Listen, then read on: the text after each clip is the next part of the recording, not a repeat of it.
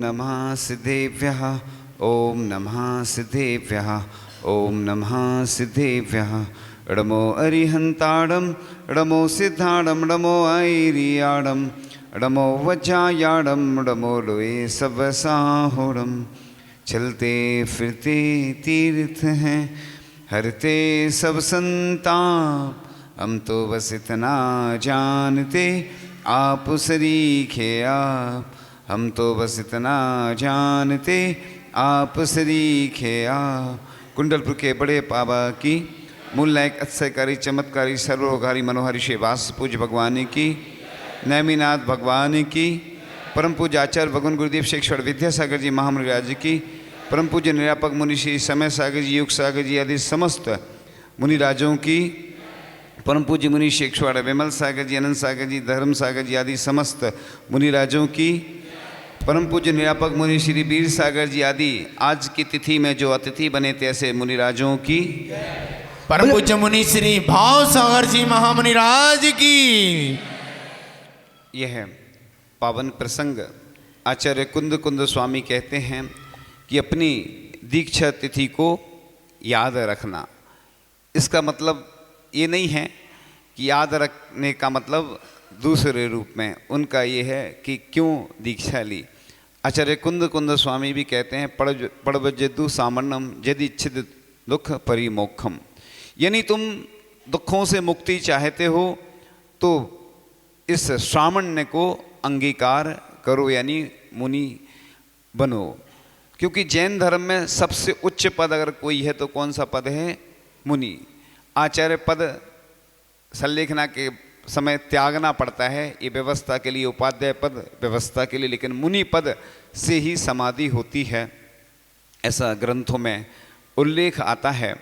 और आज की तिथि जब नैमिनाथ भगवान का जन्मोत्सव कल्याणक था, उस दिन इतने सारे ब्रह्मचारियों को जो उच्च शिक्षा में रत थे और सर्विस आदि करते थे, लेकिन लोग जैसे अपने भगवान जब दीक्षा लेते थे तो इतने वैभव के साथ लेते थे, इतना सारा सब रहता था, तो लोगों को लगता है कोई अगर वैसा सामान्य व्यक्ति अगर दीक्षा लेता तो उतना महत्व नहीं बढ़ता है। जब कोई लाखों का पैकेज छोड़कर दीक्षा लेता है तो लोगों में एक अलग ही उत्साह नज़र आता है कि सब कुछ होते हुए भी अगर त्याग करता है तो उसका महत्व होता है। एक कैदी होता है, कैदी को भी नमक नहीं मिलता है और सूखा सूखा भोजन मिलता है तो उसकी मजबूरी है वो, लेकिन एक मुनिराज चला करके त्याग कर देते हैं, उपवास करते हैं। ये सबसे कठिन काम होता है कि सब कुछ मिल रहा है और फिर त्याग करना। ये जैन धर्म की सबसे बड़ी एक विशेषता यही है कि सब कुछ मिलने के बावजूद त्याग कर देना और उस परिग्रह को छोड़ देना, आहार आदि को छोड़ के उपवास आदि करना, ये सबसे कठिन साधना होती है। तो वैसे पावन दिवस पर मुझे संस्मरण याद आ रहा है, दीक्षा दिवस की तैयारियां चल रही थी, अमरकंटक का स्थान था और बुखार आ रहा था हमें और धीर सागर जी महाराज जी जो समाधिस्थ हो चुके उनको भी। और आचार्य जी ने कहा सबको प्रवचन करना है। जैसे आप भोजन को सबको पूछते हैं तो आचार्य महाराज तो कृपालु और दयालु हैं, वो सब बोल देते हैं कि सबको करना है, अब जिसकी जैसी अनुकूलता होती है। तो उनने धीर सागर जी महाराज ने कहा ठीक है हम तो करेंगे। उनको भी बुखार आ रहा था, हमें भी आ रहा था, तो हमने भी सोचा कि जब ये करेंगे तो अपन भी मैदान में कूद जाते हैं। क्योंकि क्या होता है ना, जीत हो या हार हमेशा रहो तैयार। कई बार विपरीत परिस्थितियां होती हैं, है ना, पीछे बंधे हैं हाथ, शर्त है सफ़र, किससे कहें पाँव का कांटा निकाल देना। कई बार विपरीत परिस्थितियां होती फिर भी ऐसी मानसिकता बन जाती है। तो हमने कहा अपन भी प्रवचन करेंगे। जब प्रवचन किए, बुखार में दीक्षा दिवस था और सब भूल गए, याद नहीं आ रहा था और सब गड़बड़ हो गया। देखो लेकिन आचार्य भगवान कितने कृपा के निधान हैं। प्रवचन हमारा हो गया, उसके बाद उनने प्रवचन किया और कहा ये भाव सागर जी हैं, आप इनके भाव समझिए, आप भी छोटे छोटे महाराजों को प्रवचन के लिए बोलते हैं। तो मैंने सुना जब, तो आचार्य भगवान के प्रति मेरी जो श्रद्धा थी और कई गुनी बढ़ती गई कि देखो जब शिष्य लड़खड़ाता है तो गुरु थाम लेते हैं, इसलिए कभी डरने की बात नहीं होती है। जब भी कोई समस्या आती है तो बस आचार्य श्री का नाम लो, सब काम हो जाते हैं। क्योंकि जब भी कुछ आता नहीं हो, हमें तो वैसे भी कुछ ज़्यादा नहीं आता है, अल्प ज्ञानी हूँ, लेकिन जब भी आचार्य भगवान की कृपा हुई तो बस सब आता चला जाता है, सब काम हो जाता है। तो इस प्रकार से जब गुरु के कर कमलों से दीक्षा की प्राप्ति हुई तो आचार्य भगवान के चरणों में कुछ पंक्तियाँ रख के अपनी बात करेंगे। जब तक गुरुवर नहीं मिले थे खाली था मन का मंदिर, अब तो मन में बही बसे हैं कुछ चिंता ना रही फिकर, है अनगिन उपकार गुरु के हमें दिखाई मोक्ष डगर, ना जाने अपना क्या होता जो ना मिलते गुरु अगर।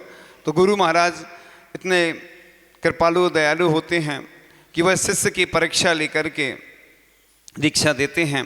तो इस प्रकार से आचार्य भगवान की कृपा हुई और परम पूज्य मुनि श्री विमल सागर जी महाराज जो वात्सल्य हृदय हैं, आपने देखा होगा कि उपास पे उपास करते जाते हैं। लोग दुखी होते हैं कि हमें आहार दान का सौभाग्य नहीं मिल रहा है। लोग कहते हैं कि महाराज जी आप इतने उपवास क्यों करते हैं? तो इन्होंने भोपाल में 8 उपवास किए, उसके पहले 7, 6, 5, 4, 3 इस प्रकार से क्रम जो अष्टानिका का जारी है। और अभी भी लगभग एवरेज में 2 आहार 1 उपवास, और आज तो केसलुंज है ही, केसलुंज का उपवास है, करते रहते हैं। और जिनके सानिध्य में अनेक पाषाणों के मंदिर का कार्य चल रहा है, जिन्होंने अनेक पंच कल्याण करवाए हैं, जिनके सानिध्य में 10-15 स्थानों पर स्वर्ण कलश और झारी का निर्माण हुआ, और उनका भी रजत मुनि दीक्षा दिवस चल ही रहा है अभी, क्योंकि अभी आया था अप्रैल में 27 अप्रैल को रजत मुनि दीक्षा दिवस, लेकिन अभी चल रहा है। और सबके लिए वात्सल्य प्रदान करते हैं। और उनके सानिध्य में अभी ताड़पत्र पर ग्रंथ उत्कीर्ण हो रहे हैं। एक ऐसा नया ग्रंथ जो अभी तक प्रकाशित नहीं हुआ है, वो भी आचार्य श्री के कर कमलों से जिसकी रचना हुई वो प्रकाशित होने वाला है ताड़पत्र पर पहली बार। अभी तक किसी ने ना देखा होगा उस ग्रंथ को। तो ऐसे कई अनेक ताड़पत्र पर, ताम्रपत्र पर, स्वर्ण पत्र पर, रजत पत्र पर ऐसे ग्रंथ कई उत्कीर्ण हो चुके हैं। और अनेक ऐसे वेदी प्रतिष्ठा, मंदिर के शिलान्यास, गौशाला, पाठशाला जैसे कार्य उनके सानिध्य में हुए हैं। और हम उनकी वरदानी छाँव तले रहकर साधना करते रहते हैं। हमारी उनके चरणों में यही प्रार्थना है कि हमारी साधना बढ़ती रहे और हमारी जो कमियां दूर हों, हमसे जो भी त्रुटियां हुई हों वह हमें क्षमा करें। इसी क्रम में द्वितीय क्रम पर आते हैं परम पूज्य मुनि श्री अनंत सागर जी महाराज, जिनके माध्यम से ही हम मोक्ष मार्ग पर बढ़े। और वह मौन रहते हैं, अभी उनका मौन चल रहा है। लोग कहते हैं भाई मौन भी नहीं रहते तो बोलते नहीं हैं, तो अधिकांश मौन ही रहते हैं, लेखन चलता रहता है। लोग कहते लिखते क्या हैं, तो ग्रंथों के नोट्स जैसे बना के जब कक्षाएं चलती हैं तो उसमें आपको प्रदान करते हैं जो वैयावृत्ति में कुशल हैं। और तीसरे क्रम में आते हैं परम पूज्य मुनि श्री धर्म सागर जी महाराज। आप लोग, कई लोग सोचते हैं कि हमें उनका लाभ नहीं मिला आहार दान का, तो वो पहली बार ऐसा उनका क्रम जारी चल रहा है। ऐसा नहीं सोचना आगे भी चलेगा, हम तो यही चाहेंगे कि अब उनका क्रम जारी नहीं रहे, जिससे लोगों को भी लाभ मिले और उनकी अनुकूलता बनी रहे। तो बेला का क्रम चल रहा है, ऐसी लगभग 9-10 के आसपास लगभग बेला हो चुकी हैं, यानी बेला कहलाता है 2 उपवास। एक बार तेला हो चुकी है, और वह भी जिन्होंने आचार्य श्री के लिए बहुत सारी अच्छी अच्छी पंक्तियाँ लिखी हुई हैं स्तुति के रूप में, जिनमें से आप लोग कहते हैं ना वो बोलते नहीं हैं, माइक पे नहीं बोलते, उनकी तरफ से हम बोल देते हैं। आचार्य श्री के चरणों में कुछ पंक्तियाँ जो उन्होंने लिखी हैं। धर्म गुरु विद्या सागर की ऋणी जनता है ये सारी, किए उपकार जो गुरु ने उन्हें कहने में लाचारी, पिला अध्यात्म का अमृत दिया हमको नया जीवन, करेंगे याद सदियों तक इन्हें हम सारे संसारी, करेंगे याद सदियों तक इन्हें हम सारे संसारी। ऐसे महाराज जी की कलम से लिखी गई पंक्तियाँ जो आचार्य भगवान के चरणों में स्तुति के रूप में हैं। और भी बहुत सारी ऐसी रचनाएं उनकी हैं जो हमने कई बार आपको सुनाई हैं। इसके साथ साथ वो वैयावृत्ति में कुशल हैं।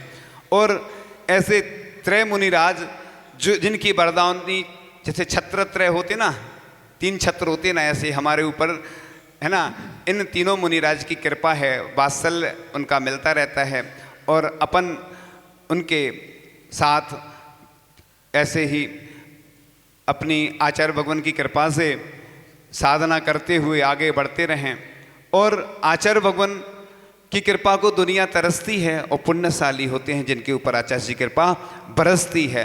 क्योंकि लोग तरसते हैं कि आहार देने मिल जाएं, चरण छूने मिल जाएं, आचार्य जी की निगाह हमारे ऊपर पड़ जाए, हमसे बात कर लें, हमें आशीर्वाद मिल जाए। नहीं मिलता। पुण्यशाली व्यक्तियों को ही आचार्य जी की कृपा और आशीर्वाद प्राप्त होता है। जाते तो बहुत हैं लोग, लेकिन जिनका पुण्य होता है उनको ऐसा मिलता है। जिस प्रकार से आगे और भी ऐसे अनुष्ठान होना है, जैसे 17 सितंबर को मूल गुण संस्कार होना है बच्चों का जो 8 वर्ष से। तो पूरे देश के लोगों को, जितने भी अपने बच्चे हैं, ऐसे संस्कार मुनिराजों के द्वारा मिलना सौभाग्य की बात है। ऐसा नहीं सोचना कि हमें तो मिलते रहते हैं, हम जब चाहे करा लेंगे। इसलिए मुनिराज तो दीक्षा लेते हैं, बच्चों को भी संस्कार देना। इसी के साथ साथ दोपहर में उसी दिन युवाओं के लिए जो हमारे जैन धर्म पर आपत्तियां आ रही हैं, क्योंकि आज पूरे देश में, भारत में सबसे ज़्यादा कोई है, संख्या तो किसकी है? युवाओं की है।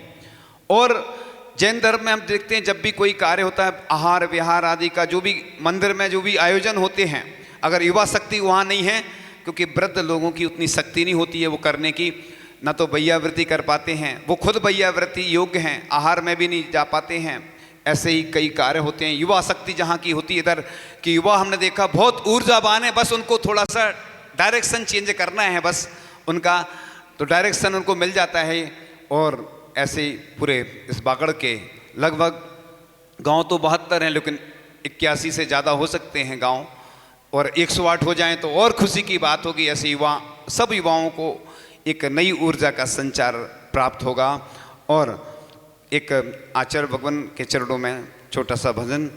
आज रात सपने में मैंने आदिनाथ जी देखा, अजितनाथ जी थे नहीं देखा, एक कहीं हो गयो रे हिचकी आवे, हिचकी आवे, प्रभु जी था की याद सतावे रे हिचकी आवे।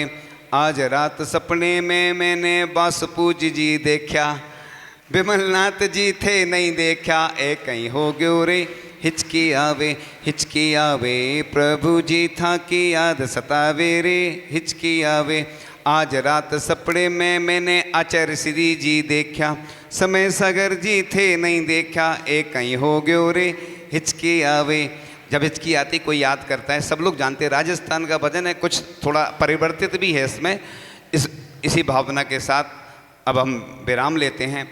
आगे की चर्चा हमारी जारी रहेगी। हमने पहले भी आपको कुछ संस्मरण सुनाए थे, आगे सुनाएंगे, है ना। इन्हीं भावनाओं के साथ कि इसी तरह आचार्य भगवान की कृपा हमारे ऊपर बनी रहे और आचार्य भगवान का वरद हस्त प्राप्त होता रहे। जब भी मेरा कंठ अवरुद्ध हो, मेरी अंतिम श्वास निकले, तो बस पंच नमस्कार मंत्र के साथ और आचार्य भगवान का मुझे सानिध्य प्राप्त हो। इन्हीं भावनाओं के साथ इसी तरह से आज के दिन जो दीक्षित हुए थे सब मुनिराज हमेशा स्वस्थ रहें, उनकी साधना अच्छी चलती रहे और वह जिन शासन की प्रभावना में लगे रहें और आचार्य भगवान का वरद हस्त उनके ऊपर बना रहे और आचार्य भगवान की कृपा उनके ऊपर बनी रहे। इन्हीं भावनाओं के साथ आचार्य भगवान गुरुदेव श्री क्षण विद्यासागर जी महामुनि राज जी की